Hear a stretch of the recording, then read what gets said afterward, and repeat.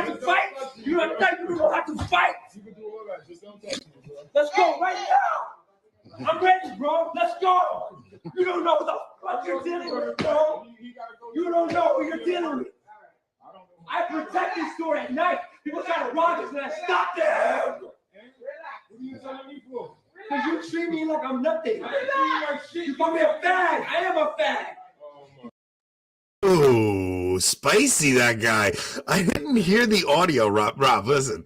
When I listen to these videos at work, I send them to you, but I can't hear them because I'm working around construction. So You told me not to watch it, so you get my reaction live. You did it. You told me not to watch it, so no one heard the language in this before we air it. You don't understand. I tell Rob, don't watch the videos I send because I want to get a raw reaction. Like I want to see his reaction raw. But I saw that at work today, and I put it to my ear, but there was construction going on, and I didn't hear the cursing. I apologize for the foul language, everyone, but the video was funny. Not safe for children to watch. What's going on, man? Not much. It's been an exciting 2 days. We booked the Taylor Marshall. We have Taylor Marshall on the calendar for next Monday. That's a crazy game. So we had Robert Nugent on Saturday. Yeah. I mean, he's no slouch, obviously. You booked Gavin Ashenden the day after that. Yep. And then Taylor Marshall yesterday. Yeah, I didn't pick a date with him yet. But since we got Taylor, after Taylor comes on, I'll tell you, man. Dream guests. I want Tom Holland first off, who we're going to discuss tonight. Not Spider-Man. Tom Holland, the historian. I'd rather have Spider-Man, the historian. No, I want to talk to Tom Holland. Jonathan Peugeot, I want to get on really bad. All right, so Jonathan Peugeot is one of my favorite YouTubers. I could watch his videos when I do those long car rides. I tend to listen to his stuff because he goes really deep into things and he's into symbolism and stuff like that. We no longer want Cameron O'Hearn. We're not even going to ask anymore. How about that? We'll take Jake Tate, but we don't need Cameron. I only want Jake and Margot. Cameron, I don't care about anymore. The thing is, he only wants to go on the Taylor Marshalls and whatnot. So we'll see. No, I'm sure we'll get Cameron on eventually. I can't either, Molly. So the thing is, so the first message I sent Taylor was, I said, Taylor, I watched the video with you and your daughters. I thought it was amazing. I said, everybody told me when I was, it was a really good show. And everybody told me that having teenagers is a scary thing with the world that we're in. I said, I'm finding that my teenagers are actually really able to grasp deep themes of the faith. If you'd ever want to come on, I'd love to talk to you about just raising our kids in the faith and keeping them in the faith. But he responded back that he doesn't really like to share his private life too much, which is totally understandable, right? I mean, I'm the only idiot that tells you guys every single thing going on in my family. Anthony's the only one that puts his address out on Twitter. I have done that. I have put my address on Twitter from some guy threatening me. I said, "Come and get me. Here's my address." I'm like, oh man. When I saw the guy, people on the internet talk. Egging you on, I'm like, oh, Anthony's gonna do something terrible. He's gonna do something stupid. First off, you'd be stupid to come to my house. It's not going to end the way they think it is, but so he responded back. He goes, look, I'd love to come on with you guys, but I'd rather keep it, not with personal stuff like that. So I said, okay, well, if you do come on, I want it catechetical. Is there any way you would come on and do a deep dive into typology with us? And he was like, it's the plot to Iron Man 3, Anthony. Is it? I don't remember Iron Man 3. We'll have to get Connor on for a recap. Yeah, Connor on for a recap. So when I told him I wanted to get him on for something catechetical with typology, he seemed excited about that. He was like, "That's fantastic! I would love to do that." I couldn't believe it. Dude, he's got 500,000 subs. We got 1,400. He has no obligation to even acknowledge we exist. So it's very humble of him. He's literally at 400 times our size, literally. 40, right? If you're really doing math, he's 40 times bigger than us. Hold on, that might be right. 100 times 40. Well, it's like 490,000. Yeah, he's got a 500,000. No, he's 400 times bigger than us. 350. Yeah. See, Yeah. why He's do I let 400 why do times I let bigger you than us. question me? I'm the accountant, and I'm letting you. I caught it before you gave the answer. I actually was just thinking the zeros in my head. I'm like, that's a lot. That's not enough zeros. Yeah, it's 400. I know it is. Yeah, so he's 400 times bigger. All right, so I told Rob before we started, I'm like, we have to do some house cleaning because we are the worst. Like, we will be terrible grifters. Like, we're not good at this whole grifting thing, guys. We don't have a Patreon. We don't have a subscription service. Honestly, we don't even want anybody to do super chats. Like, YouTube gets 30% of those super chats. Thank you, Kyle. But what I will say is we do have a tip jar. So if you guys watch our show all the time and you enjoy our show, we don't ask for a monthly commitment. But if you guys want and you're feeling generous, you could throw something in our tip jar. Rob will post a link to the tip jar. If you're watching this at a later date and you follow me on Twitter, if you go to the top of my Twitter, there's like a little connection there. You could click on that and tips will go to there. Whatever you guys send us, me and Rob split everything. You know, neither of us keeps anything from the other. So that's first off. Second off, please hit like, please subscribe. Let's see. Yeah, make sure to check us out on Spiritus TV too. Yeah. If you don't know what that is, head over there. Yeah, so we have like a list of things here, right? We're like, if you're watching after the fact, try and join us live. Check us out on all major podcast apps, especially Spiritus. Check out and subscribe to Tradmen and Integrated with Angela Erickson, and also Plotlines with Connor McHugh. And now I think we are done with our house cleaning. So I was thinking we got a few things to get to tonight. What do you want to start with? Should we go into the main story, or should we do some lighter things first? That's a good question. I feel like last time we did the main story first, and it was very heavy. We want to do some of the lighter stuff. Let's do some of the lighter stuff, and then we'll we only got 20 people in here, so we'll save the main story for once we get some more people in here. So there's the one video that your comment was, "This guy has balls of steel." Check it out. Let's throw it on. I don't even remember what it was. Oh, have you listened to it? Yeah, this one's good. There's no foul language. They actually they edit out the foul language, so we can play this one. Children can hear it. We're all good. All right. You guys are gonna love this one. I'll trust you only after it's over. Dude, this is funny. Dude, why would you spray the wig off? That was the hurricane. Yo.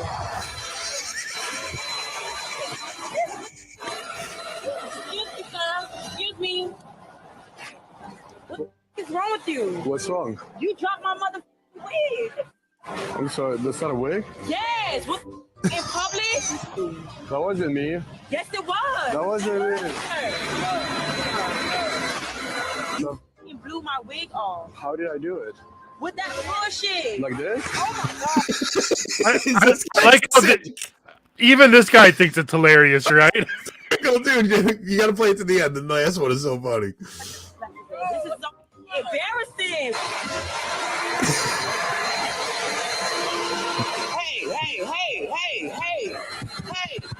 Hey, you just knocked my wig off. You talking to me? Yes, I'm talking to you. Excuse me? You just blew my wig off. That wasn't me. Yes, the What are you talking about? You just blew my wig off. What's wrong with you? What are you talking about? Your hair is red. Okay, What are you talking about? Your hair is red.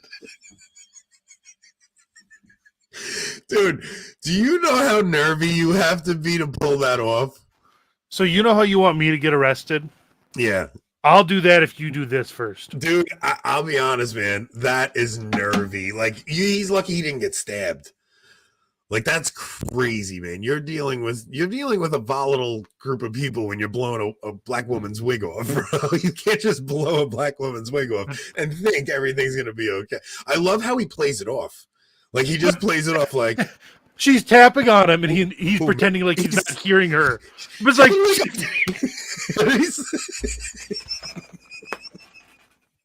Dude, that is nervy, man. That is so funny, dude. I can't believe that. Yeah, people would definitely get beaten up. And then I sent you another funny one. I think I did.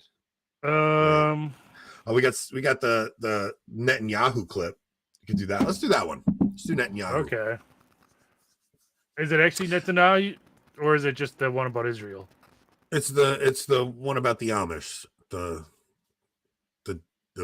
devil worshipping Amish. You could just say Israelis. No, we can say the devil worshipping Amish because let's just keep it. Listen to Christian this. leaders are calling on Prime Minister Benjamin Netanyahu to stop a bill proposed by members of his coalition to make it criminal to tell people about Jesus in Israel. Our Jerusalem correspondent Daniel Cohen is live near Tel Aviv with more. Good morning, Daniel. Good morning, Allison. Good morning, everyone. A big story just before days before Palm Sunday, Good Friday, and Easter. Sacred time for Christians. Two ultra-Orthodox members of Prime Minister Netanyahu's coalition have introduced a bill that would punish believers for sharing the gospel of Jesus with prison time. United Torah Judaism Knesset members Moshe Gafni and Yaakov Asher introduced legislation last week. I'll never not find the name Yakov funny. I just Yakov Smirnov. Making it illegal to share in conversation or produce content online, in print, or by mail. Their explanation of the bill emphasizes a warning to stop Christians in particular. All right, now I think I have a unique opinion on this. oh no, Anthony, let's not get kicked off, please. No, I have a unique opinion. Please. Here. I will tell you. Look, you go back and you read people's statements on the Amish being in Catholic places, right? And what they would say is they would allow them to be there, but they weren't allowed to proselytize, right? Yeah. Like it's like if you care about your culture, that's actually a good thing to do. Now, I think that they're wrong because of the faith they have, but if you care about your culture, like we should be doing that with, like if we were actually a Christian nation, you should be telling Muslims that, you should be telling the Jews that. Like that's actually really how you keep your culture together. You start bringing in different gods. That's like the root of how everything falls apart. I mean, it's really, that's why God is so against idol worship in the Old Testament. He's like, and I'm not saying anything like we're worshiping idols. I'm saying it's like when you bring a different God into a civilization, like that's why Christianity really did undo the Roman Empire. What do you think? Yeah, I mean, I understand why they're doing it, obviously, because if the situations were reversed and say it was the reborn kingdom of Jerusalem, I think it would only be right for the roles to be reversed, but that doesn't mean what they're doing is right. You know what I mean? No, of course. And I know you're not saying that. Yeah, I'm saying But- now. Just about But Molly's right here. Just about to say that. Now, how does that affect tourism? It's like the thing is the reason they're doing it is because they know Christianity it's contagious. It's like, you know what I mean? Like you go and preach to God. It's just one of those things where people come and give their lives to Jesus Christ. So they must be dealing with some kind of and what do we believe will happen at the end of time? We believe that there'll be a mass conversion of the Jews, right?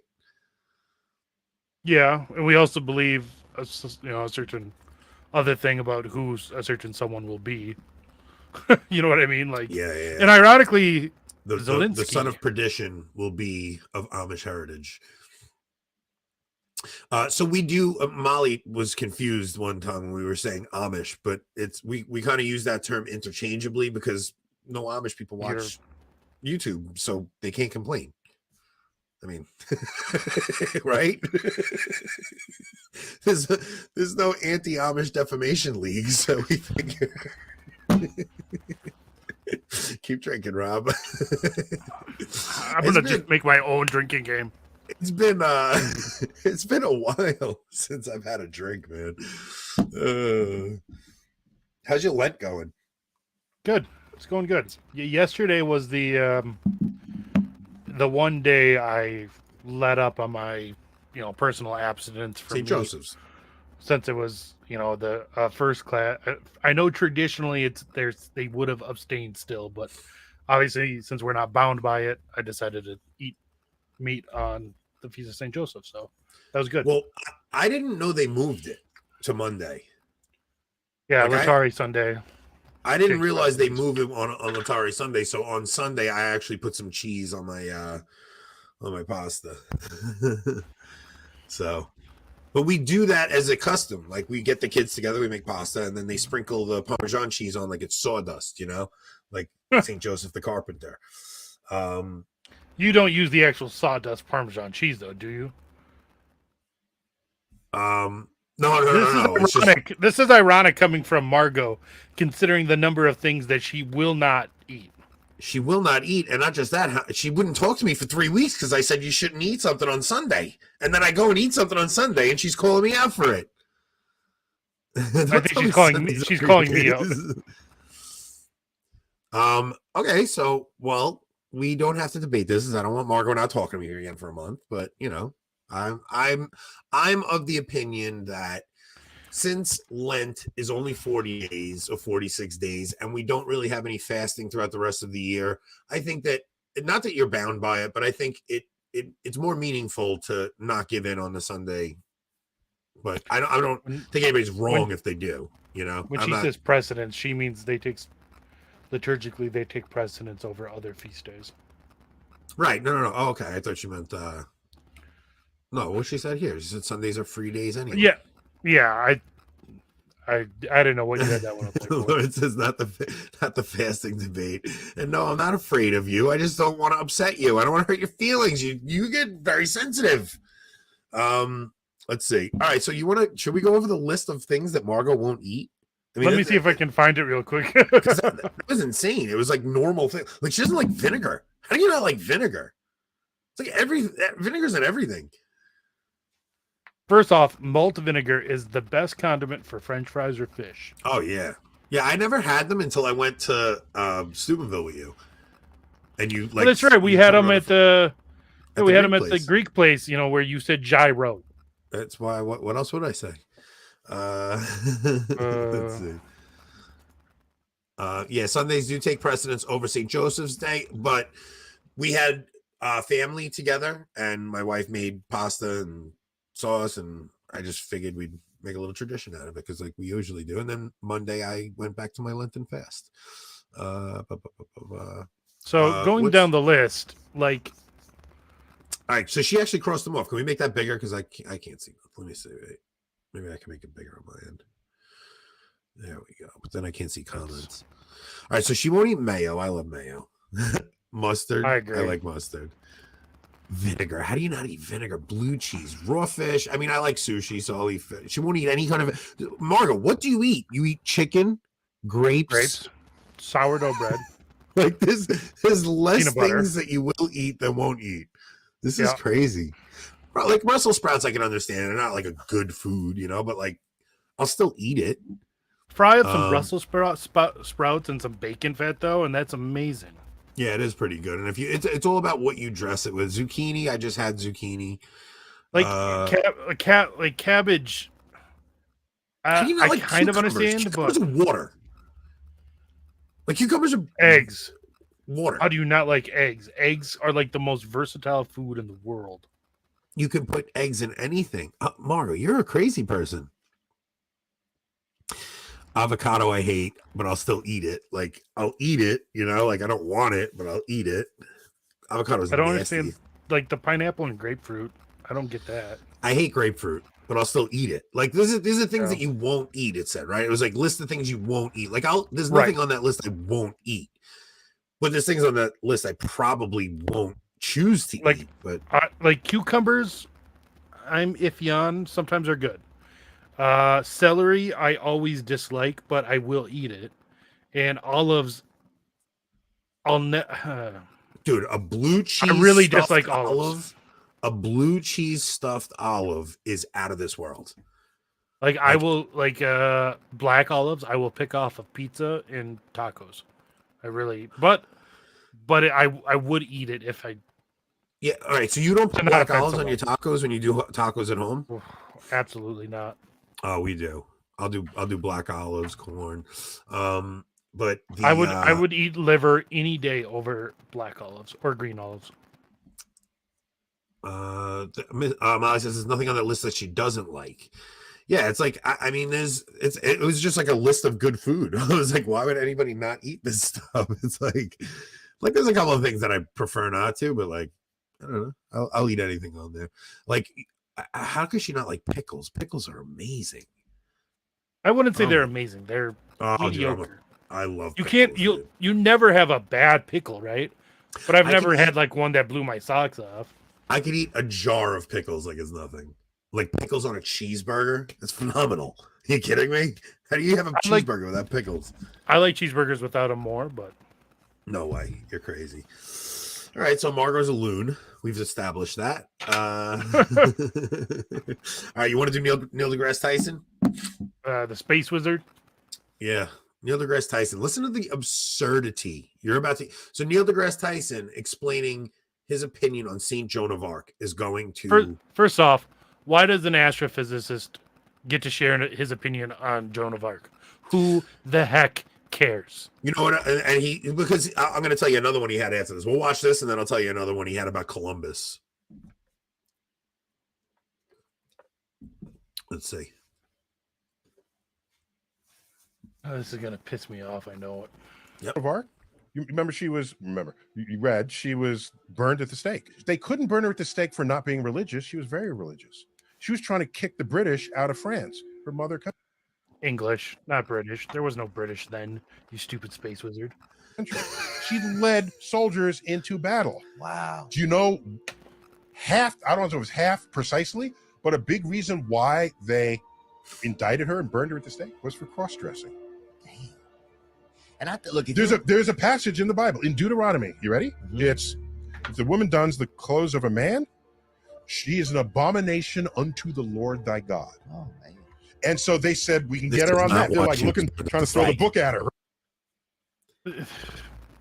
First off, he's talking with look who he's talking to.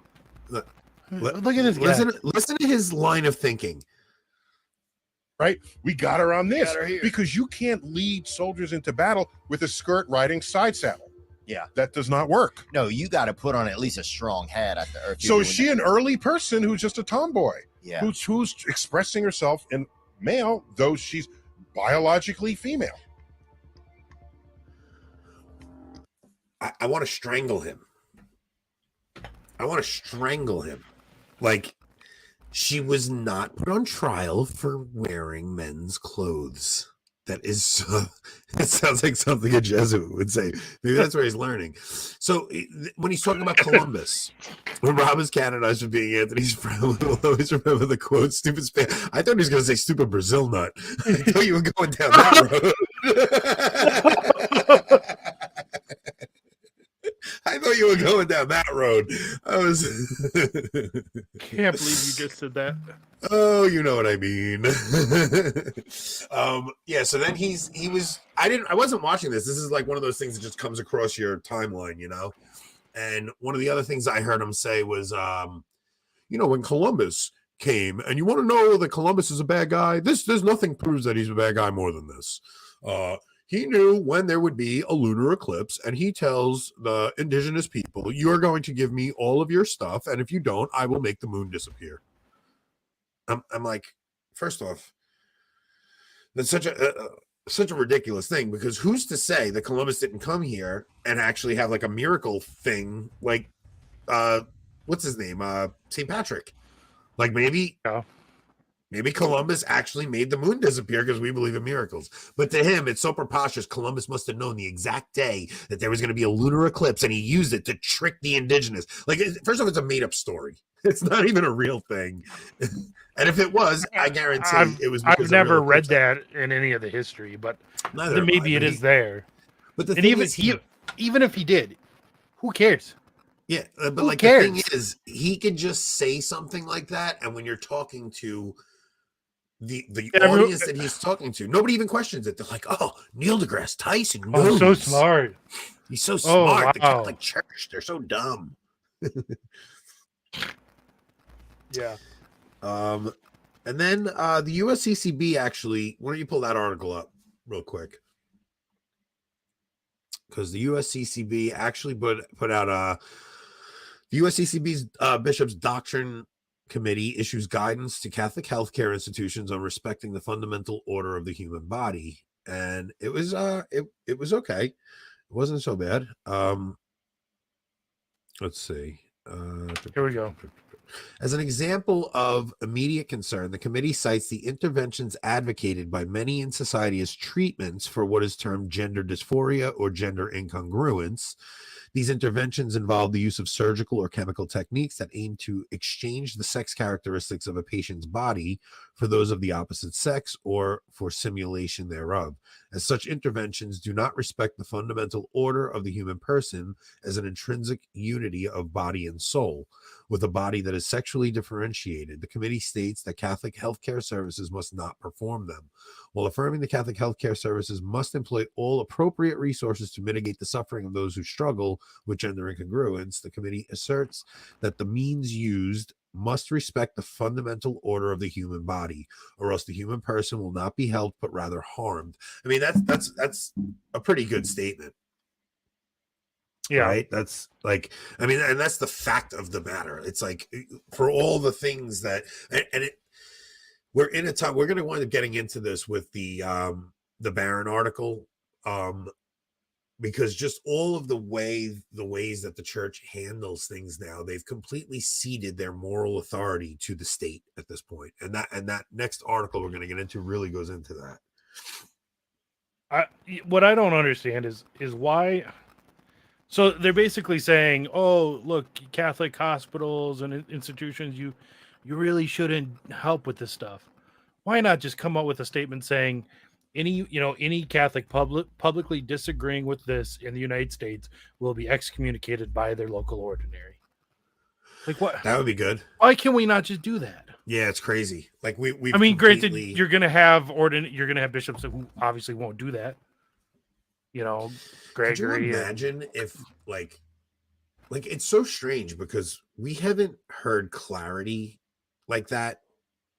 Look, so Mike Lewis the other day, I was talking to him about he was trying to show how it's not that different under Francis, and he's like, when Benedict was in, all these guys were still doing all the things they were doing, all this stuff was still going on, but there was a line when Benedict was still in where it was like if a priest spoke out publicly about wanting the ordination of women, he would be taken out of ministry. You want a good example that runs exactly counter to what Francis has done?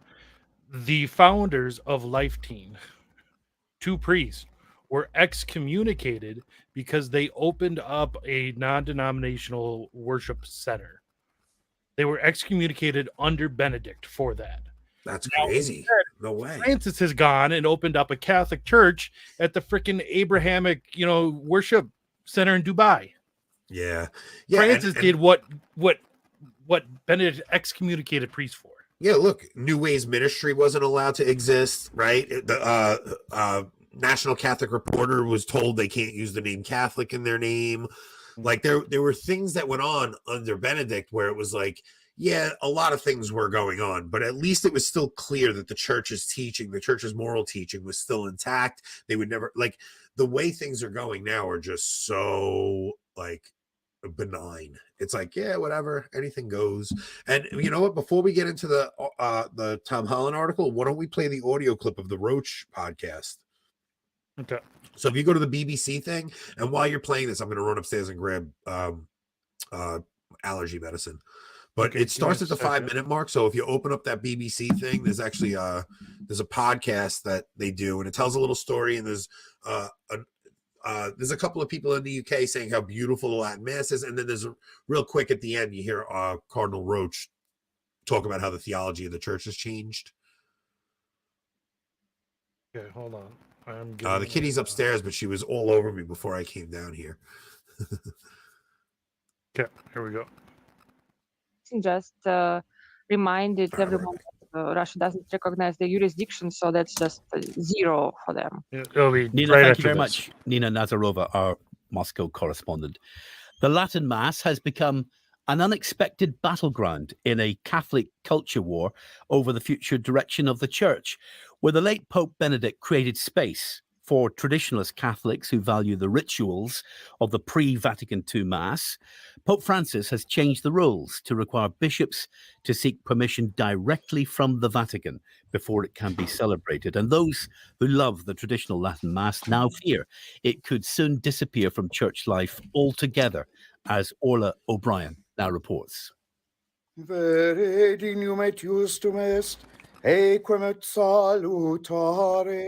This is the sound of a deeply controversial church service. The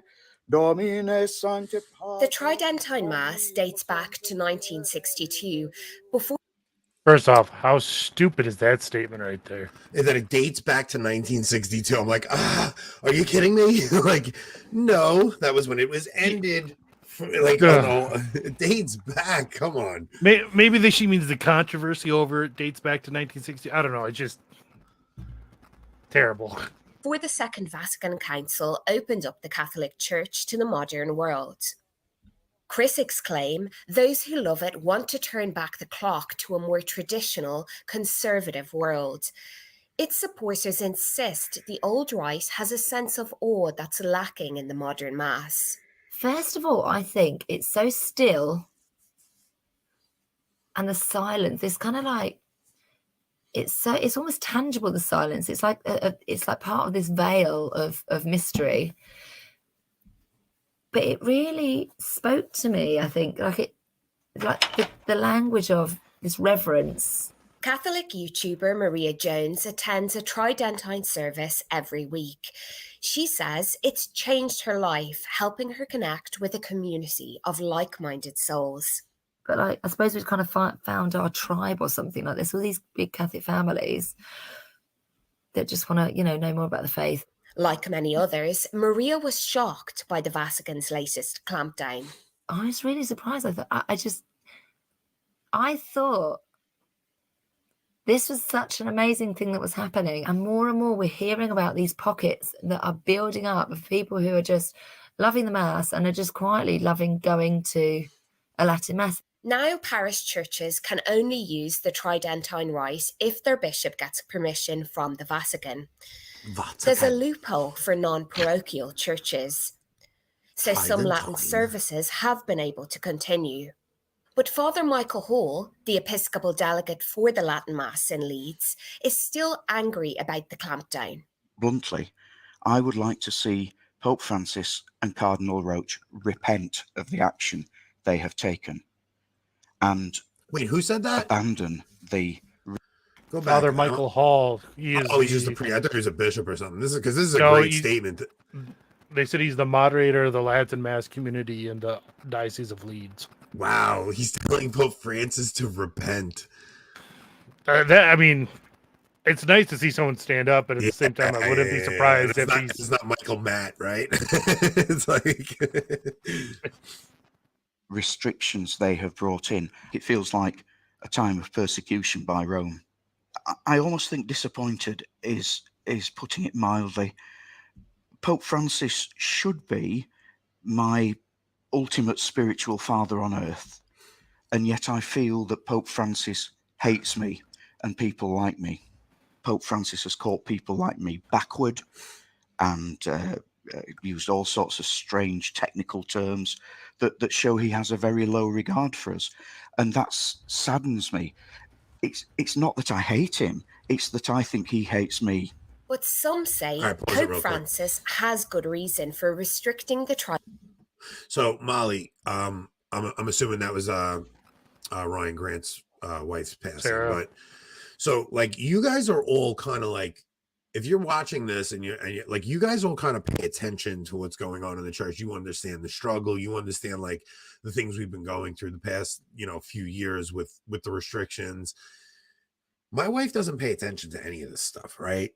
So when she starts hearing, like, we listened to this on the way to Mass on Sunday, and when my wife hears that like Francis and the hierarchy are trying to end the Latin Mass, like she found so much of a deeper faith because of the Latin Mass. Like, you have to understand, for her, she's like, she just doesn't understand. So like Francis is starting this war for this 1% of the traditional movement. 1% of them are obnoxious online, and this is what's the punishment. It's really ridiculous. It's like you go to my parish, and it is, first off, it's the most diverse mass I've ever been to. It's like there are black families, Spanish families. It's all young people. I'm the old guy at the mass. It's crazy to me that those people, most of them, aren't paying attention to the stuff we are. You know, it's funny. I was just thinking the other day that because we are able to make the drive down to the nearest Latin Mass on Sunday for Laetare Sunday, and all the new Novus Ordo parishes that are closer that we go to, we're the young couple, like the young couple, the only one usually. Oh yeah, the only one with kids, right? And yet, anytime I show up at a Latin Mass, I'm like middle age all of a sudden. Yeah, you know what I mean? Like, yeah, there's young kids with mustaches with a 1-year-old on their head. I'm like, I'm the old can't guy. help but bring up the mustaches. Yeah, because you guys all look ridiculous. I wouldn't do the show with you if you had a mustache.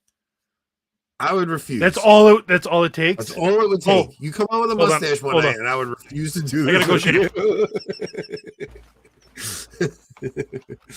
Yeah, it's like I can't even believe that if he's actually gonna go and shave, I'll kill him. I'll end the broadcast right now. He's out of his mind. No, the thing that stinks is I don't think I can hit play. No, I can't hit play. This is on his computer. That's not good. What's he doing? He's leaving me floundering. This is his way of getting me back. Yeah, calling the missile. I'll kill you.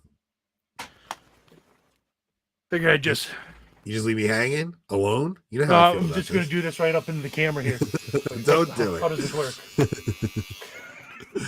Calling the TLM the missile in 1962 is weaponized language to make it sound not that much different from the 1969 Novus Ordo missile. I don't know about that. Calling it the 1962 missile, I think, is because it is the 1962 missile. Right? I don't think that's weaponized language. I don't think some most likely atheist woman on BBC knows enough about it to do that. If it was National Catholic Reporter or whoever, I'd say maybe then, but so Roche let it slip that the reason why they had to ban it was because it was we're about a minute away from that part of the audio. Yeah, so let's just wait to hear that. Okay. Yeah, I really do hate going solo, guys. I was like, I don't know why. Like, I forget what to say. It's very strange. He forgets how to talk. I need somebody. Tridentine Rice, that its supporters have become a conservative fifth column within the Catholic Church. So Francis was very clear in the letter. Before we get to Roach, because I think that's Roach there. Yeah. It's funny how they'll call us a conservative fifth column, and yet most of us are, according to the modern definition, like not conservative, right? Like not in the way they think of it anyways. That he wrote to all the bishops when he introduced these changes. And it was very simple that effectively this has become a movement undermining the Second Vatican Council. And so he did it to put a limit, to put borders, not to suppress it, but to regulate it by putting it back into the hands of the bishops. The papal biographer Austin... Pause it. It's not back in the hands of the bishops. They're telling the bishops they need to get direct permission from Rome. That's first off. Second off, he actually started off, he goes, Francis was very clear in his letter. No, you were very clear in Francis's letter. Francis did not write that. If that was Roach, I don't know if that might have been. No, that was Roach. Guy. Was it? Okay. That was Roach. So I think he goes into saying, unless, you know what, maybe play it just in case I'm wrong. Well, we're about to get to Austin Ivory. No, but where's the clip of Roach saying the theology of the church is changed? Another minute or two. All right, so I'll play it. Ivory is a fellow in contemporary church history at Campion Hall, Oxford. Well, I think the reaction of the traditionalists actually has been to prove Pope Francis right. They speak about him with frankly, enormous disrespect and contempt. In the Northampton Diocese of Bedford, one parish church continues to celebrate the Tridentine Rise, with many of the women wearing traditional lace mantillas. As parishioners left, I asked what they made of Pope Francis' intervention. He's trying to stop the Latin Mass. He is wrong. He's too liberal. I went to one and I was hooked. The atmosphere, the real presence, like the random person in the pew, right? The presence of God. It's so gripping. It's absolutely there. Still the same mass as anywhere else, but I don't know. I just prefer the reverence of it all. Well, obviously, first of all, it's a bit ridiculous that you're limited to what kind of mass you're able to celebrate, and I don't think there should be restrictions being placed on how the mass should be celebrated or done. But Cardinal Arthur Roach, who's overseeing the restriction, They really did find like some not super great. They do it all the to time. interview. They go and look for like the dumbest person they can. They're like, let's get a soundbite from them. It's like, that's not right. He's too liberal. It's like it's not. That's such like Or I don't think there should be rules on how we celebrate Mass. Are you stupid? We're traditionalists. We definitely think there should be rules. Yes, it's like they pick the two people who have absolutely no idea like what the Mass even is really. Yeah. Oh yeah, the way she says Tridentine, it's really quite annoying. She says it's not. She's that accent I always make fun of. It's like, I know. Like that's how she talks. Latin, that's the problem, but the old theology the old Mass embodies, with the less participation by the congregation. Hold on. This isn't true, right? Rob's sound always like them. blends so well with the BBC video. I started a bit thinking he was infirm. Enoch, you have the link if you want to jump on with us. I sent it to your Twitter DMs. So if you wanted to pop in for 5 minutes, 10 minutes, if that's all you have, you can. If you can't, no big deal. But I did send you the link earlier. Yeah, get to Roach, though. Let's hear Roach. And the priest with his back to them for most of the service. You know, the theology of the church has changed. Whereas before, The theology of the church has changed. So the theology of the church did not change. The theologians of the church changed. Right? It's like we have, and the reason we're setting this up like this is because we're going to get into the Bishop Barron and Tom Holland had this this conference together, and Barron said some really good things, but then Tom Holland, Rob and I perceived the whole thing very differently. You have such a hard on for Tom Holland. No, I just think that he calls out certain things very good in this article particularly. He does. I'll give him that. I'm just not quite the fan you are. You never read Dominion. Well, I know, but that's the only reason I like him. I can't understand how someone can write a book like Dominion and still be like, nah, I really don't want anything to do with that church stuff. I don't think that's where he is. I think that he's very close to becoming Catholic. I mean, he's close to becoming Catholic. Obviously, I hope so, right? I think he's very close. I hope dude. so. He's very close to becoming. I'd be interested to know what's holding him back, and I wouldn't be surprised if it's stuff like what he talks about in the article that we'll read. I wouldn't be surprised if that's what is holding him back. But like, how do you recognize that the single greatest factor, in creating good in the world has been Christianity, and still be like, I'm not sure. Well, if you read the article, they actually get into like I read in this article a further confirmation that he's getting closer to the church since the last time I heard him speak, in my opinion. Okay. I mean, I can't speak for him, but where he was right after he finished writing the book and where he is now, he seems like he's journeying his way into the church. Just what it seems like to me. Is there any more to that clip, or is that? Yeah, no, there's still some more, Roach. East represented at a distance all the people. They were channeled, as it were, through this person who alone was celebrating the Mass. It is not only the priest who celebrates the liturgy, but also those who are baptized with him. But doesn't the TLM better exemplify that anyways? When we're all facing the same direction together? Like It's all so crazy because, like, okay, what do you actually do at the Novus Ordo that is more participation than the Latin Mass? Hold hands during the Our Father, which you're not even supposed which to you're do. at not the even Novus supposed to do.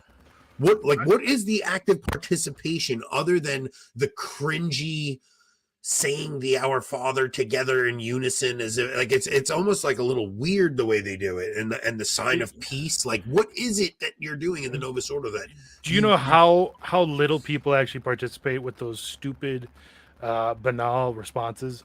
It's been what 11 years since the most recent translation update, for during and with during your Benedict, spirit because that was and 2012. There's still people that just like zombies, and also with you. out of rote, just say and also with you. That's how Yeah. little people participate. And it's not even that. It's even like the responsorial psalm is blah, blah, blah. And the whole place is silent. Yeah. It's like there's three people that are singing the responsorial psalm. It's like people don't want to participate like that. Nobody does. Even the people that go to the Novus Ordo don't want to. Ask the average person in the pew what a psalm is, and they won't even know. They won't even know. And it's won't know what a psalm so is. many people. When I was talking to the guy at work the other day, so he's got a 19-month-old daughter, and he didn't baptize her yet. And I'm like, Bradley, you got to get your daughter baptized. He's like, they gave me a hard time because I'm not really going to the church. I said, Bradley, you have to go to church. I said, look, I said, I don't go to church because of heaven insurance. I said, I go to church because the Catholic faith is true. I said, now, if you don't give your daughter the faith, I said, what's coming for them is what you see out there with this whole gender insanity. Like, that's what's coming for your kids. It's like when I said to him, it's not heaven insurance, he was like, oh man, like something clicked in his head. He was like, wow, I guess a lot of people do just go. Like, he thought that's why people go to church. It's like heaven insurance, just in case there's God. Like, he couldn't fathom that, like, I actually believe everything that the church teaches. Well, I think I understand why he believes that, because COVID showed that most of the people in the pews saw it as heaven insurance, and as soon as the church said, no, you don't need to come right now, they left forever. Yeah. And the people that did come back, I mean, I just judging by my local Novus Ordo, they're not long for this world, No. Like, I can't imagine what the church will look like in 10 years even. I mean, the nearest, so right now our nearest TLM parish is an hour and 45 minutes, 2 hours away. That literally might be the nearest parish to us at all in 10 years, just judging from the demographics at the Novus Ordo parishes nearby. Yeah, and you're seeing every bishop is consolidating parishes, I mean, eventually it's going to be, you have to drive 30 minutes to go to a Novus Ordo. I mean, I drive 40 minutes to go to the TLM, but if I got to drive 30 to go to the Novus Ordo, you may as well. I'll drive an hour at that point to go to a traditional. I've actually counted. I don't know how actively participating that is, but at our local parish, there was 65 people. There was 8 of us under the age of 60. 8 out of 65 people who will be alive 20 years from now.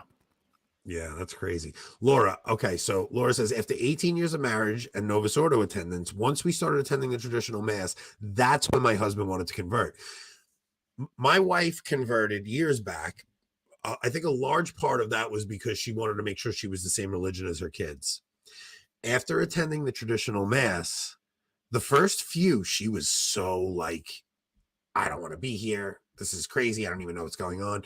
After going for 6 months, she went back to a Novus Ordo and she was like, I can't.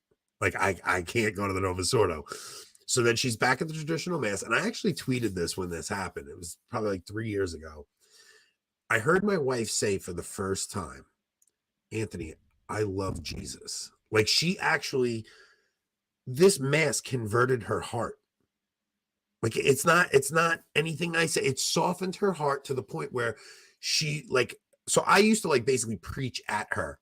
It would be like the conversations would be me telling her things and her, like, trying to grasp it. And it turned at a certain point where she wanted to learn more, and it was all because of going to that mass. It wasn't like, I just, the amount of evangelization that goes on just from the mass itself.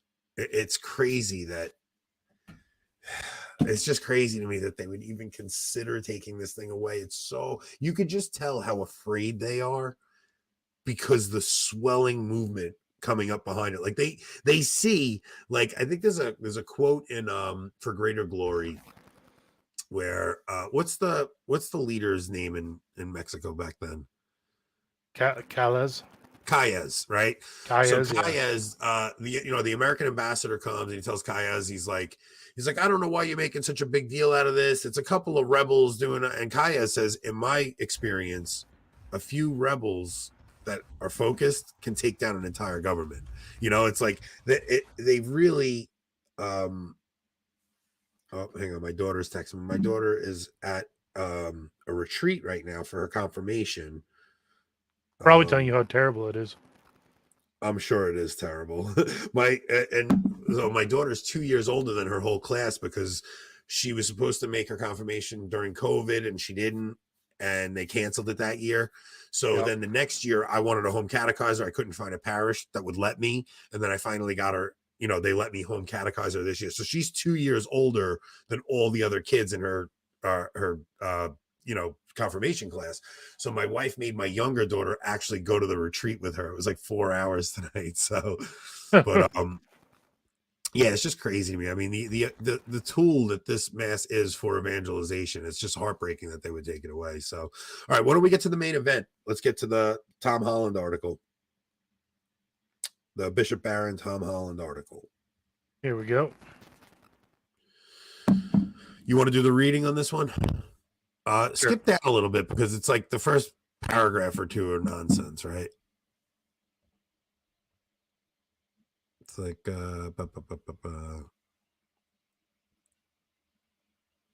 I'm sorry, guys, for the dead silence. Okay, right, so here we the go. Chicago-born priest, yeah. No, I think this is probably even better. So when Bishop Barrett and Mr. Holland sat down together, it was Tom Holland who opened. The controversy began immediately as the historian gave a quintessentially British, good-humored, and cynical overview of his childhood upbringing by way of introduction. My atheism was very Protestant, he chimed. I'd read so much Jacobean tragedy. The first time I saw a cardinal in Rome, I thought he was probably going to go off to poison a nunnery or something.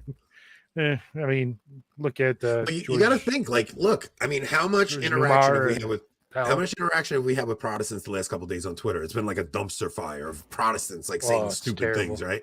And it's like they really have such a horrible characterization of what they think Catholicism is. So you can understand it. So throughout the talk, Holland, himself teetering on the borderline between agnosticism and the beginnings of faith, would be more critical of Protestantism than the Catholic bishop sat beside him. As an Anglican independent school alumnus, Holland explained that his journey with the Christian faith was complicated early on by an atheist father, devout mother, and the discovery of a more prominent interest in Romans, Egyptians, and Greeks than in the strange metaphysical beliefs of ancient Judea. It was only later, as an adult, when he read about Caesar slaughtering 1 million Gauls after the Roman conquest, or the extent to which I know that's what I'm doing, or the extent to which ancient Sparta was centrally predicated upon the brutal subjugation of surrounding villages, towns, and cities in pederasty. It says that he began to comprehend how fundamentally different these people were to him in values and attitudes. Holland's realization was that both he and the cultural milieu in which he had grown up was more Christian than either had realized. Then he began to see two things: its uniqueness and its merits. I began to see that the Catholic Church was the primary institution behind our civilization, he said. Okay, so let's just pause there. So, like, I've told this story a bunch of times on air, but when I read Tom Holland's book, there's this segment where he actually goes into how okay, so we're gonna get into that because he actually gets into he really gets into Protestantism. So he does this segment where he's talking about how women were treated in the Old Testament. In Rome, like in the Roman Empire, and he goes and he talks about how St. Paul, through his teachings in Ephesians, how he says, husbands, love your wives, or love your wives as Christ loves the church. Like women today read that and they hear wives, be subject to your husbands, and they think it's a misogynist text, and they're so upset about it. But what he says is, listen, the Roman Empire, the same word was used for a woman's mouth, her vagina, her anus, and for a urinal. Okay, so men literally used women as urinals and just places for their fluids to be dumped. That is how they viewed women. They had no place in society whatsoever other than their husband's plaything. And that's and the husbands would have 7, 8 wives. They'd be sleeping with their servants, their slaves. Like, this is what Roman society was. There wasn't this beautiful romantic view of Rome when he really got into seeing it. And what he sees is that St. Paul, like the greatest line he says is, he's like, we tend to have this idea of St. Paul where he comes in spoiling everybody's out having orgies and having fun, and St. Paul comes in and spoils it with, don't do this, you can't do this, you can't do that. No, but that's not at all what happened. What St. Paul did was he made women, not that he made, Jesus did it, but his teaching gave women the same dignity as men. Now, that was revolutionary. And really what really changed for women was the cult of Mary. When men started really having a devotion to the Blessed Mother and seeing Mary as the crown of Christ's creation, that is when the chivalry movement comes about, right? Because men start holding the door for women. Men start really looking at it as if they are there as a woman's protector. And the chivalry movement was a beautiful thing that today, the idea that a woman would be mad at a man holding a door for her because that's, chauvinistic or something, it's really absurd. It's really insane. And so Tom Holland realizing that every single thing we see in today's culture, you don't realize how soaked we are in Christianity. And I know I've said this before too, but even the Antifa, right? Like Antifa, the idea of standing up for the oppressed and, not that they actually do that, but in their minds, they're standing up for the oppressed. That is a Christian idea. And the reason that this whole woke thing is so scary right now is because they're taking it's a Christian heresy, just like we said in the title. Modernism is a Christian heresy, right? Christianity saved women. Then the Masons invented cars, and now we hate them. Dude, get on here with us. Why are you in the chat? I hate that he's not on here with us. He's the funniest. Probably because his wife told him he couldn't tonight. Yeah, he's not allowed to stream with us. You got to be kidding me. Who's the man in that house? Tell your wife to go take care of the kids. You got things to do. Business. He totally made me get thrown off. Yeah, so even that's a tweet, Enoch. Yeah, definitely is, Enoch. Put that out on Twitter. What was I saying? I totally lost my train of thought. Modernity is a Christian heresy. Yes. Wokeism is. So what they're doing is they're taking the instinct that every person has to be empathetic and to show mercy, because Christianity is literally, we were designed for it. Like, God created us with a yearning deep in our hearts to love your neighbor as yourself, to treat others as you want to be treated, right? So when people hear wokeism is about showing empathy towards people who are different, it's a twisting of the Christian faith and a twisting of Christian morality, and that's why people fall for it. That's why people fall for it. And not just that, when you really look at it, how does Christianity spread? It spreads because there's this new technology, the Roman road system. You took all the points I made over text to you this morning and stole them. Did I? Yes. Okay, you go ahead then. No, you finish off. All right. I didn't mean to. No, because I said to you, that's not the point you made. Just finish what you were saying. All right. So the Roman road system was a new technology at the time, and it's what gave St. Paul the ability to go and travel to Asia Minor, to all these different, to go to go see the Philippians, the Corinthians. Everywhere he visited was by sea, but okay, sure. Okay, so maybe not St. Paul, but the Christianity itself was able to spread through the Roman road system. No, he didn't go everywhere by sea, did he? They were all coastal towns? He had a rape, period basically. while he's in this on the water. Didn't he get See? shipwrecked too, or was that Peter? No, Paul got shipwrecked and then he got bit by the snake. Yeah, no, I know that, but he definitely. I mean, come on, you can't sail to Rome. He walked there. The You can't sail to Rome.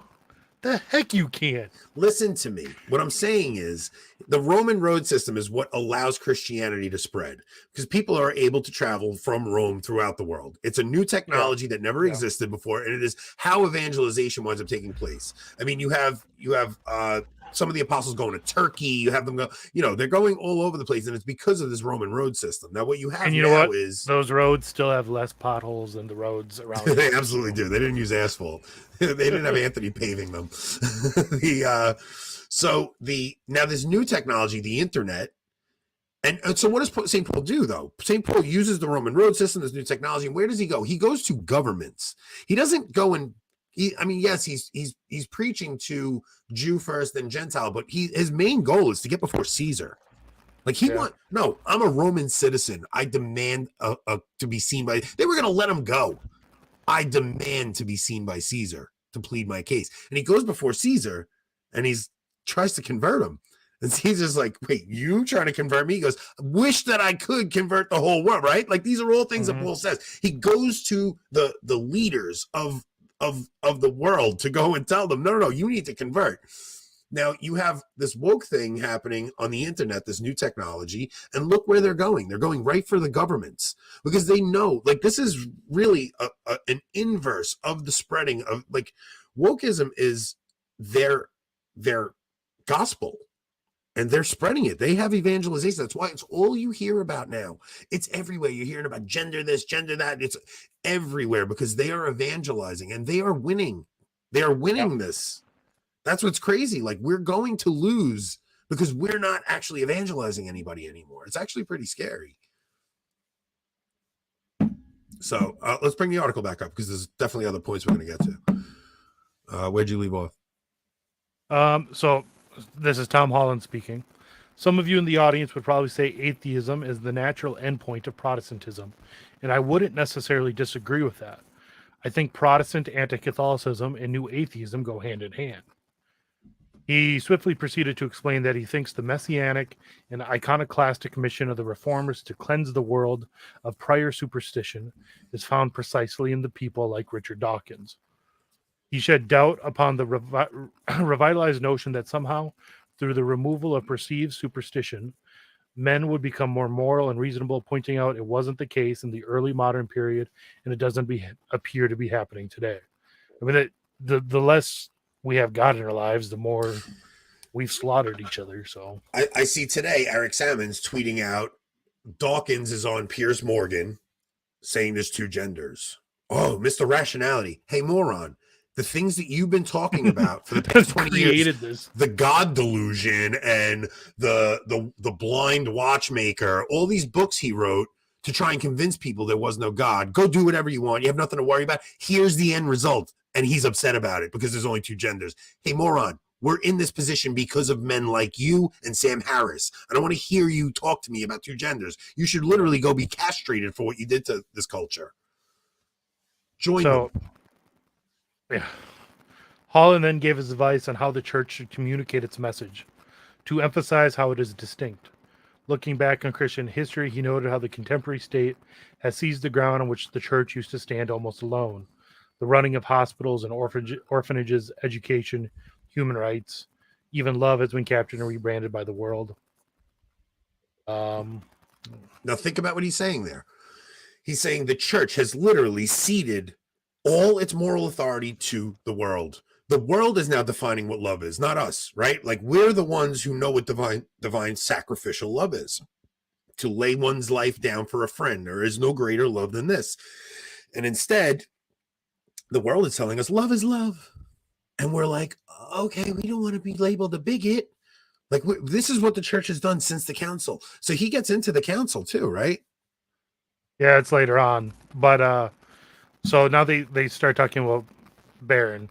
When encouraged by either of the two, Tom Holland being one, to acknowledge that the Christian faith should claim for itself ownership of the ideas that influence our contemporary political regime and modern ways of thinking. As an unacknowledged victory, Barron was justifiably resistant. No, modernity is a Christian heresy. And He's right. What I told you earlier today, kind of going back to what Holland was saying about hospitals, orphanages, education, human rights, like modernity is a Christian heresy in so much as like you were saying earlier, like Christian love, Christian charity is what spurred on the creations, the really the invention of hospitals, schools, orphanages. Even really modern science was Catholic, right? Yeah. You even have, even I don't agree with necessarily the Big Bang Theory, but even that was created by a Catholic scientist. So Catholicism created all of this, but yet, as all of these things made the world better, made life better, I think started to think and feel, and especially, clerics over the last 150 years, they began to almost forget that the goal of these things weren't the goal in and of themselves. They were things to help people, raise people up so that they could better learn the gospel and, better accept the faith. Giving someone, charity wasn't meant to make them richer or make them successful. It was meant to help get them to heaven. Yeah. And yet we made the world so much better that we lost all of that. We lost that and started to think that was the end itself. And that is what created the modern world. That's what the modern world is. And that's why it's a Christian heresy. What is the quote he says about atheism that he said, and I probably agree with that. He says he says Protestantism is the beginning of atheism or something like that. Atheism is the natural endpoint of Protestantism. And it is. Okay, so here's a big reason why. So like every time we do a show, I talk about these ancient things that have been like old cultures had ritual, right? Like these ancient cultures all had ritual. That's why there's pyramids all over. That's why you see these monoliths all over the place. Protestantism, by taking away liturgy, what it did was take away the ritual of Christianity. And when you lose the ritual, you lose the faith. It's why you cannot lead the sacraments, guys. Like when you lose the ritual, the ritual is how you embody the faith. That's why when you see these ancient cultures, when you see the temples to Artemis Ephesia, and when you see all these different temples, that's what they are. The whole culture would come around, build this giant temple, and then all worship together and practice in a ritual. And that is what keeps the culture together. Only Christianity can spur on atheism. There's never been an atheist culture in the history of humanity.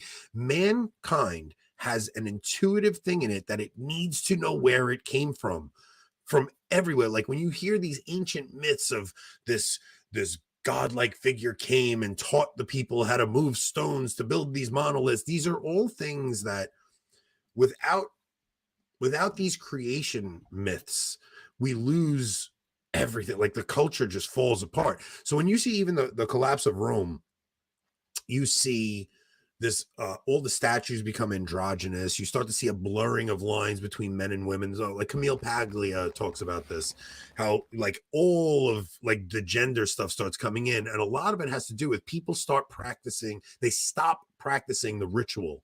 They stop practicing the cult, right? So people hear the word cult and they get turned off, but a cult is a form of worship, right? It's like we have like creed, code, cult is like what we believe and how we worship and how we bring the ritual to it. So when people say I'm spiritual but not religious, that's nonsense. You're better off being religious but not spiritual. Like you're better off going to the ritual, and by going to the ritual, you will embody the faith, and then you will have it. So I got so mad at my dad the other day because my dad's like, yeah, what do I need to be in the building? Why do you think they made us wear masks? Why do you think they made us wear masks? Because by making you wear the mask, the stupid thing was always on your mind. It was always because people don't watch the news 24/7 like So what do you do? How do you get it in everybody's mind? Make everybody wear a mask. Saying stay safe every time you talk to someone. See, it's it's just so crazy that people don't. That might as well be a that Novus Ordo response. Lex orandi, lex credende. There's never been a more true statement. The way you pray is what you will believe. So these rituals that we do, they make you believe it. That's why they made us wear masks that whole time. It is a ritual.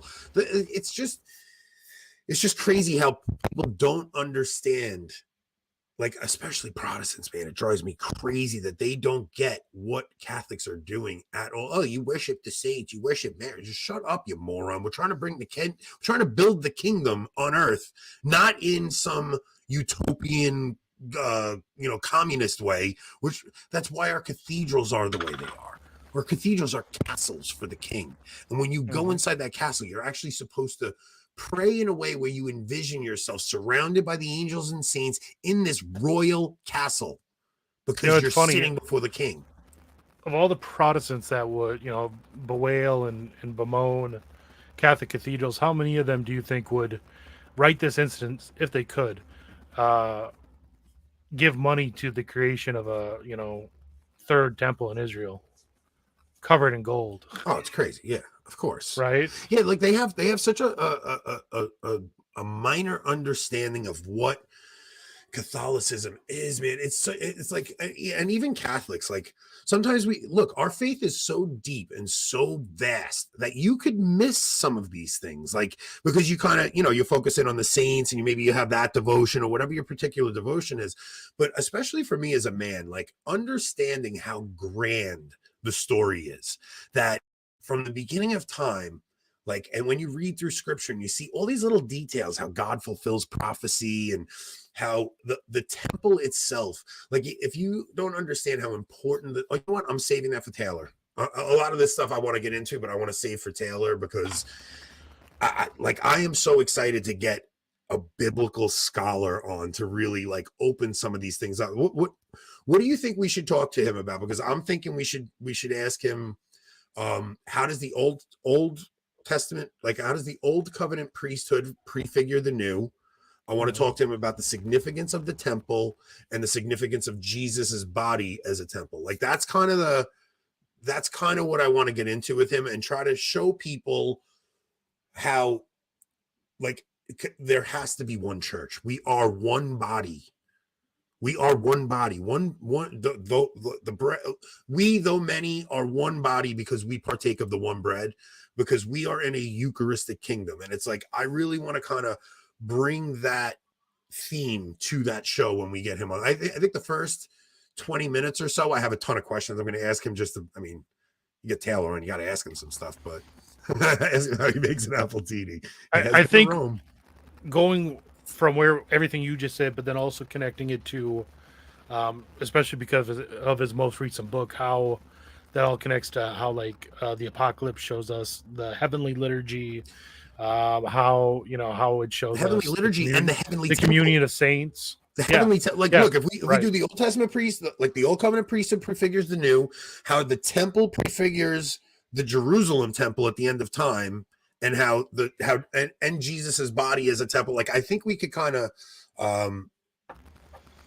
well, Molly, the thing is, I feel like everybody gets him on and just wants to talk. Like I've tried to make it clear that's not like even this the Barron conversation. Like we're not talking about Barron. We're trying to bring a conversation to what those guys said and bring in the substance of that conversation and have our own, have it spawn our own conversation off from it.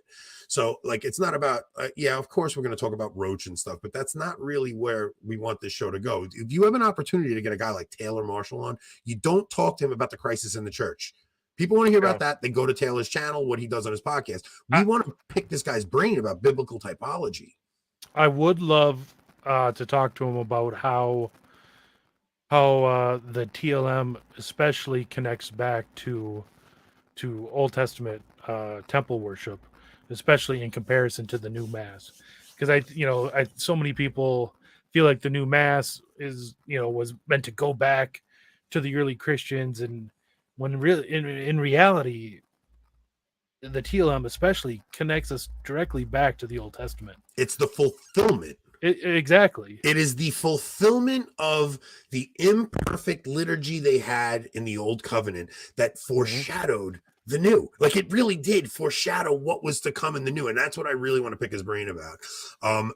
Margot really does want us to get to the Nouvelle Theolgie comments that they made, so let's bring that article back up. Okay, let me find.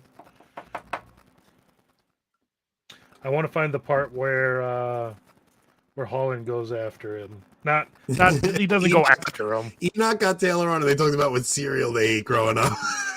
But dude, there's a very important place for that too, right? Like what I love what Enoch's doing, because these are all guys that we watch doing things all the time. And when Enoch gets a guy on, you kind of digging into the person a little bit and getting to know them a little bit more. Like I thought some of the story of Taylor and Joy coming together, I thought was really interesting, you know, like how he met Joy and he went on a blind date and stuff. I thought it was really interesting. It's something I never would have known. That's a great point too. We can ask him if he's a young earther. I'd like to know that. Okay, so let's see here. So on the point of original sin, Holland recounted a story of a new mother he once knew who, upon seeing the delightful face of her newborn, was unable or unwilling to maintain belief in the doctrine of original sin and lost her faith. He next linked this to his view that the 1960s will go down in history with the 16th century as one of the most disastrous and cataclysmic moments in all of Christian history. He followed with an overview of the theological atmosphere at the time of such disaster. It was the idea that the people who affirmed the idea of original sin were blue meanies. That must be some weird British term. Blue meanies. Never heard of it. But if you only got rid of them, then it would be nonstop Pepperland. There would be Beatles music and psychedelic colors. It'd be all groovy and we'd hang out in free love. Brilliant. But even as this doctrine was being rejected in the 60s, events in the late 60s were suggesting there might be problems with this hope. I'll quote Chesterton here by saying that it's the only doctrine for which we have empirical evidence. He must be talking about original sin, I'm guessing. Yeah, listen, guys. The thing is, like, how I describe the Eucharist to my children is, I take them through the story of the Exodus, right? This is how I taught it to my kids. I said I took them through the story of the Exodus, and I explained to them that if you don't eat the lamb and participate in it, your firstborn son dies. The angel of death does not pass over your home. If we do not receive the body and blood of our Lord, we do not receive forgiveness of our sins. We're literally offering up the sacrifice to the Father for the forgiveness of sins. It's if you do not receive that, you do not have forgiveness of sins. And it's this fundamental misunderstanding of what worship is in our modern society. We don't understand the idea of sacrificing something for something. Like it's because all of our apologetics are geared toward fighting Protestantism, like Catholic Answers, all that stuff. Oh, everything's about, telling Protestants they're wrong. It's not about really getting people to grasp what humanity from our inception was like, with this internal desire to perform ritual and to worship and really offer sacrifice. I mean, every culture in the history of humanity offered sacrifice, mostly animals, and then when extreme situations, it would be human sacrifice. And what do we have in the Old Testament? It was imperfect, the animal sacrifice, and then we wind up getting the human sacrifice, but we get to represent it for all of time, and we get to offer that sacrifice to the Father for the forgiveness. It's such a beautiful story. It drives me nuts that people don't get it. Man, I'm telling you, I had some really awesome prayer experiences this Lent, man, where I just was just contemplating little things about the faith. I mean, even the sign of the cross the other day, I was telling you, just you guys really have to think about what an insane thing that is that was revealed to us. Because when you compare it to what Muslims believe, that they really believe that God is this master, that means God views you like you would view your dog. Your dog isn't your child. Like the idea that we call God Father is such an unbelievable concept, and that all fatherhood on earth is named after him. That's not God is like a father. It's like I am like a father because I am in God's image. It's such a mind twist when you really grasp that concept. And you're talking about theology that the majority of Catholics don't even know, much less comprehend. It's so crazy, man. It's like when you're all around a Cranmer table at Mass, it's only natural to feel like you're there for a meal and not a sacrifice.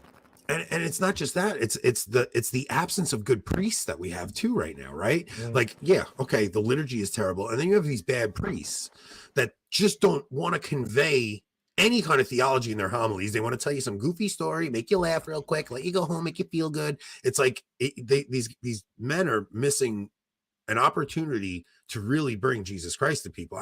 I drove my daughter to her, so she had to go to confession yesterday for her confirmation. She's making her confirmation next Tuesday. So we're talking to Taylor Monday, and then I have her confirmation Tuesday morning. So I'm driving her, and it's a half-hour ride because that's where my parish is. And I said, Sophia, I really want you to understand that my job as your dad is to really be the priest of your soul. Like, it's my job to always be concerned with your soul.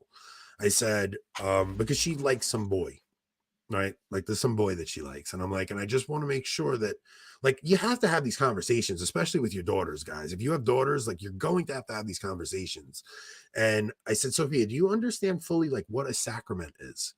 Like, a sacrament is the outward sign of grace that we're going to receive. I said, just the same way, once a priest consecrates the Eucharist and it becomes Jesus, you can't unconsecrate that. Once it becomes Jesus, it's Jesus forever. I said, it's the same thing with marriage. Once a marriage is consummated, that's it. That marriage is forever. I said, do you know what consummated means? No. I said, well, consummated is when a husband and wife come together and they have the marital act together, and it's so real. 9 months later, you give it a name. I said, if you do that act with someone that's not your husband, you're making a vow of marriage to that person. So people that sleep with multiple people before they're married, like, you're actually making, like, you're consummating a marriage. And it's not no big deal. Like, that is, I mean, yeah, you didn't make the vows, but you're giving the commitment and promising yourself to that person, and then going to another person and another person and another person. It's so crazy to have premarital relations with people. Like, marriage is the sacrament that gets us to heaven. It is the way we image God the most is through marriage.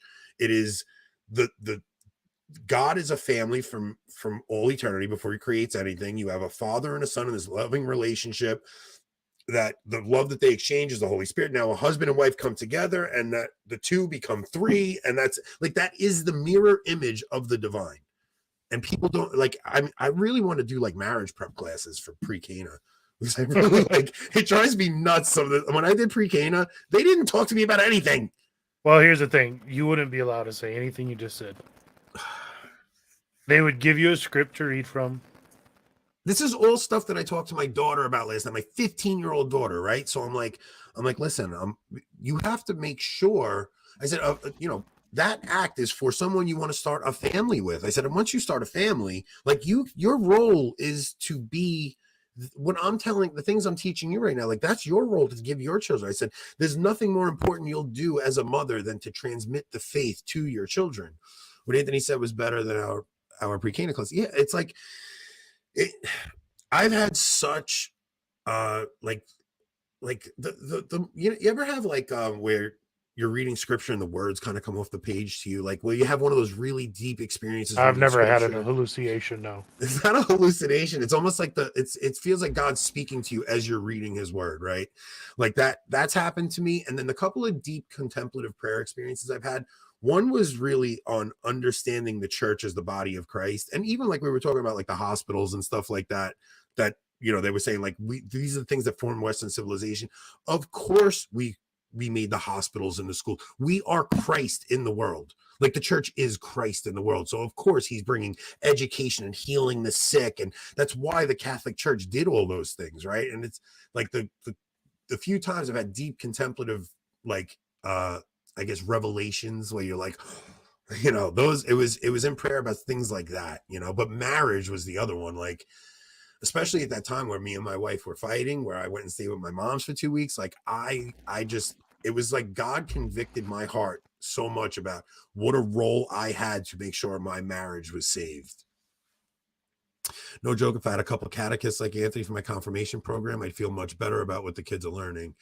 Listen, you are the primary catechist for your children, guys. Like some of the things I'm saying right now, I'm only telling you the conversations I'm having with my kids, because especially anybody who has kids, like it's an exciting thing to teach your kids the faith.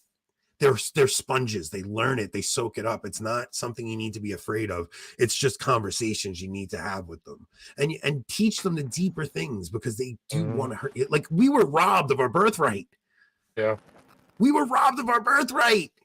Don't rob your children of theirs, man. Like give your children the fullness of faith so they can never look back. Because I have so much anger at my dad for not really being the priest in the home. You know, and it's like stuff that came up the other day when I had that fight with him. It's these are things that no matter what you do, your children will always look back if you teach them what holiness is. Because I know how I see my mom. My mom taught me what holiness looks like, and you can't help but be brought to tears and when somebody is that role model in your life. Connor, that's awesome. You're a catechist. Yeah, I'm probably going to teach my daughter's confirmation class with a full class next year. This year I did it from home. Oh, I taught both my daughters. We got to get that on camera. I might record a couple of sessions, but I'll tell you right now what I'm going to do, because they give you this stupid book and they want you to teach them from this book, and they want you to do crossword puzzles and things like that, right? And my daughters, that's they wanted me to do. We sat down. I've seen some pictures that you sent from that book. Oh, they're terrible. Wow. Right? So they wanted, this is what they told me, you have to turn at least 15 homeworks in. I sat down with the girls in the first week, and we sat down and did all 15 homeworks in one day. I said, here's the answer. Here's the answer. I didn't even care what they said. I just wanted to fit.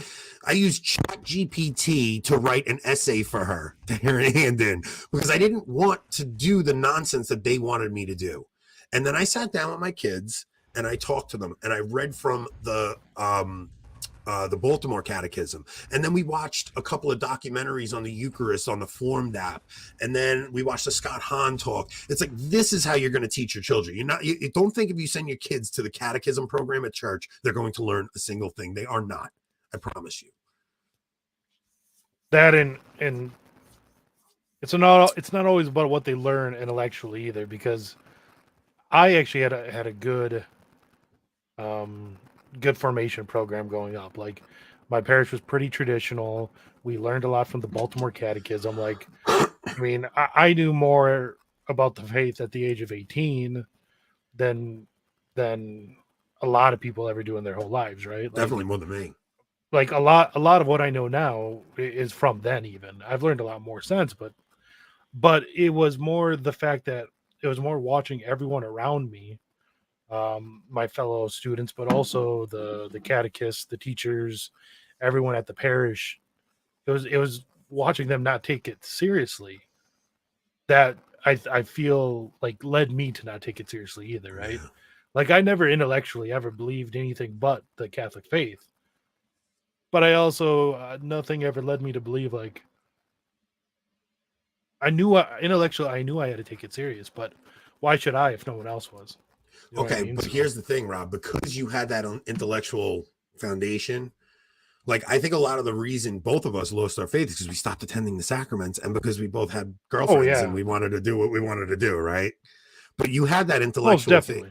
You had that foundation there, right? So even if my kids have a stint away like I did, they have that foundation that their dad taught them. And I mean, that's what we pray, that the graces from baptism and confirmation come back. I mean, listen, how many people we know had that experience of they were brought up in the faith, they left for a while, and then they come back, right? It's like, but if they have that foundation that we give them, and you had that foundation, I didn't. So my mom, like, I knew like the basics, right? Like I knew Jesus was present in the Eucharist. I knew never receive communion unless you go to confession. I knew like the basics, but I never understood any of the deeper theology.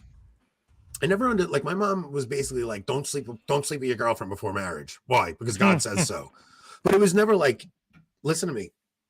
Marriage is a sacrament. This is what you're doing in a marriage. Like the conversation we just had, nobody ever had that conversation with me. And if somebody had, I'm not even 100% sure I would have listened, but at least it would have been not out of ignorance. It would have been, you know, I would have really had to make the decision. Am I going to do this knowing what I know? So yeah. That was a heavy episode. Did we have anything else? I don't know. We try to keep it at an hour and a half. These anytime we go over that, people don't tend to watch. Guys, I'm gonna really ask you guys to please share our show, man. I mean, look, we always do goofy stuff, but we always do try to get into some serious things. And we always do try to discuss our Catholic faith, man. It's like it's such a beautiful thing, and people need to remember that despite what's going on in the hierarchy and in Rome, like we still have the most beautiful faith ever known to man. And you have to let that joy bleed out into your regular life. You guys have been getting on the rails the last few shows. Don does not like that. Wait a minute. Are you kidding me? The couple of clips we played, that's why I did the goofy stuff in the beginning. Because I knew once I kind of went into this article, especially, like a lot of things were going to, I knew it was going to get heavy. And I didn't think we would have, I wasn't sure we'd have time to play the silly stuff. Yeah, Margot, I definitely will. What I'll do is I'm going to cut the clip up. I usually cut the show up in segments. So I'll do you know, the videos that we did earlier on separately. And then I guess I'll do the whole article of the Tom Holland Bishop Barron thing as one segment. And then I'll cut shorter clips up of the ritual thing and the marriage thing. Yeah. Cause I mean, it's just, especially for people catechizing their children, like I think that people are so afraid. This is what I wanted to talk to Taylor about originally. It's like, don't be afraid as your kids are approaching the teen years. Just make sure you have conversations with them, especially if they're getting a boyfriend, especially if they have a girlfriend. Like you have to have these conversations with them, and you really have to convey to them the importance of staying in mass. Like I know even when me and my wife went away, my son still went to mass without us. My daughters went with my mom, but my son went on his own. Like never, always impress upon your children how important the sacraments are. If you leave the ritual, you will leave the faith. Look, pray for Steve Skojek. The man took 2020 because the bishop said you don't have to go to mass, and he left the sacraments, and he never went back. And it's devastating. And I know, and I don't say that in any way to denigrate the man. I've been there. Nobody should laugh when one person loses their faith. It's devastating when you lose your faith. Faith is a supernatural gift from God. And when you lose that, you lose your connection to God and you go down a dark path. And you can see he's kind of doing that. So really, like, always pray for people that leave the faith. Joseph Chiambra, I mean, he still has the faith, but he left the church. These are people that it just, you know, the weight of the weight of the crisis weighed on them so much to the point where they just couldn't take it anymore. I know Steve does seem anti-Catholic, but don't think that means he'll never come back. Yes, he's anti-Catholic. What happens is, I mean, I was at that point one time in my life too. Like, it's like, he's just Adam hiding in the garden right now. That's all that's going on. He's Adam, doesn't want to face God, so he's finding any reason he can to make it seem like Catholicism isn't true, to justify some of the things he's going through right now. And he'll go through that. And then what will happen is God will, as a good father does, allow something bad to happen so that you go and lean on him again. And what happens is you don't see it in the moment, but in hindsight, you see God was with you the whole time. And it always goes that way. God is always pulling little strings, and you don't see it in the moment. And then all of a sudden you look back and go, wow, everything that happened over the last whatever time period happened for a reason. And God was actually had his hand in the whole thing and allowed me to go down this. And he let me do my thing. And you'll come back with a stronger faith. So I think I did enough preaching tonight. So Taylor is coming on next Monday, correct? Yeah. Monday he will the be 27th. He'll be here Monday, the 27th, 8 p.m. and I plan Eastern. on. Yeah, Eastern. I'm sorry, guys. I plan on going deep with him. Like all the things that we just talked about, that's not even touching the tip of the iceberg. Like I have. Does he know he may be on for 3 hours? Have you warned him? I told him I will get him off in an hour. So, but I think if we're having a really good conversation, he may want to stay. But we're going to have to check at an hour. We're going to have to say, Taylor, if you at any point you have to go, we're not holding you here. Just don't feel like you're rude. If you got to go, you got to go. But I think. You could. I've seen Taylor in interviews where he was like, the conversation wasn't flowing good, and you could see he just wanted to get out of there, But when there's a good conversation going on, and you think people are learning something, it's hard to get off. You don't want to get off because you want to convey something beautiful to people so that they can grasp it. He's just a dad with a webcam. We will be bringing that up. He's better sign off with now. No, get out there and be salty. Let's see. Yeah, so I do want to discuss him just being a dad with a webcam because I think people put too much emphasis on what he says, and he's just a layman, and there's an insane crisis going on right now. And when you have an insane crisis going on, you have to give people a little leeway for coming to a different conclusion than you. You just do. You have to leave a little bit of leeway there for people that came to a different conclusion because you don't know where you would be if you were in that person's shoes, and things are so confusing right now. Who the hell knows what's true? Y'all watched the Ipsilla video about Taylor? It was hilarious. I didn't see that. No. I haven't seen it either. Yeah, AB needs a slogan. That's not going to happen. I try to avoid cringe at all costs. Like even me thinking about trying to come up with one, it's like it makes me want to turn inside out. I'm going to tell you really guys what me and Rob talked about in the green room, though. I'm trying to work on getting a shirt with an image of the Shroud of Turin on it with the AB symbol, like a small little AB symbol on it, so that if you guys want to support the show, because having a Shroud of Turin shirt, it's a great tool for evangelization. Because when I wear mine, I do have one, and when I wear it, people ask me all the time, like, "What is that image? What is that?" And then you get to explain to them what the. You know what we should do? One side, I don't know about the front or back. It doesn't matter. One side be the Shroud of Turin. The other be the Holy Face. Oh, that would be Devotion good. Image. Yeah. So, but and what happens is people ask you about the image, and then you can tell them about the Shroud of Turin, and then you can get into the discussion of miracles, and it's a great tool for evangelization. It really is. Like I've actually had some great conversations with people. I got one of my friends came to a Latin mass with me after watching some of the videos I showed him on the Shroud of Turin. He didn't stay, he came to one. He's not going to mass now, but it's still a great conversation starter, and you never know what's going to spark in somebody's heart, and then God will water that seed later on. So, she was a Coffin fangirl. Yeah, I think found Michael Knowles. I think Coffin is a great interviewer. I just think he's got some crappy takes right now. I don't like how he talks about the SSPX. I don't like how.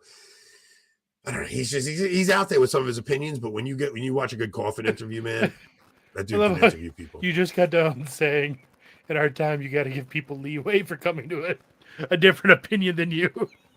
Yes, but he talks about the SSPX like they're in schism, and he condemns people. I'm not a fan of that. I do agree with that, but I'm telling him he should have more leeway with people coming to the conclusion of the SSPX. That's my point, right? Like it's like don't put a blanket statement on anybody. Like I don't know, if somebody believes the Orthodox faith and they're doing their best to be a faithful Catholic, cut them some slack if they came to a different conclusion than you. That's all. But look, even Don understood what you meant. Did he? What did he say? He meant other people need to give people leeway. Yeah, I'm not talking about me. All these things, I never talk about me. I'm always judging everybody else. All right, guys, thank you so much. Please share the show. Please check us out. Thursday night, we will be back, and we will have another exciting episode for you guys. I'm not sure what we'll talk about that night, but we'll try to keep whatever videos we find between now and then. That's it. Whatever interests me in the next 2 days, that's what we'll go through. So, all right, thank you, everybody.